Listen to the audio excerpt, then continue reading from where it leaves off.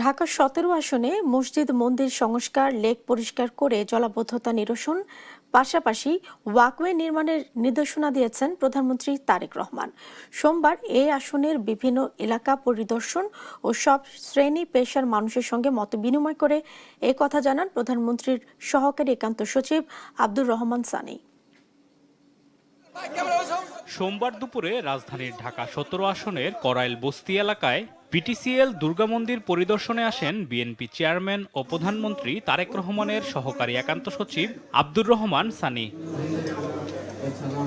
এ সময় মন্দিরের অবকাঠামো উন্নয়ন ও রাস্তাঘাট সংস্কার নিয়ে এলাকাবাসীর সঙ্গে মতবিনিময় করেন তিনি। ঢাকা ১৭ আসনের মসজিদ মন্দির সংস্কার ও খাল খনন কর্মসূচির অংশ হিসেবে লেক পরিষ্কার করে জলাবদ্ধতা নিরসনে প্রধানমন্ত্রীর নির্দেশনার কথাও জানান তিনি। মসজিদগুলো আছে যেহেতু কার্পেটের সমস্যা আছে এবং কিছু মসজিদের আপনার যে কি বলে পানি নিষ্কাশনের ব্যবস্থা সমস্যা আছে।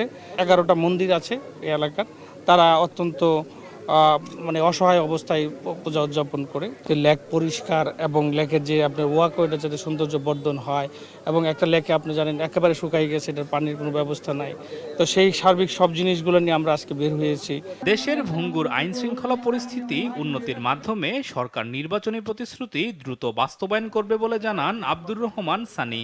বলেন, চলমান বৈশ্বিক সংকট মোকাবেলা করে দ্রব্যমূল্যের ঊর্ধ্বগতি লাগাম টানতে কাজ করছে সরকার। কি যুদ্ধ অবস্থায় জিনিসপত্র ঊর্ধ্বগতি মূল্য এটাকে নিয়ন্ত্রণ রাখা থেকে শুরু করে, এবং আপনি দেখেন 12 ফেব্রুয়ারির পর থেকে কিন্তু বাংলাদেশের অপরাধটা অনেকটা কমে গিয়েছে, যেটা আমরা আগে শুনতাম যে অত্যন্ত নির্মমভাবে পিটিয়ে মেরে ফেলতেছে বা চাঁদাবাজ করছে, এটা হচ্ছে ওটা হচ্ছে, কিন্তু 12 ফেব্রুয়ারির পরে কিন্তু স্পেসিফিকলি কেউ কিছু বলতে পারবে না যে ঘটনাগুলো ঘটছে।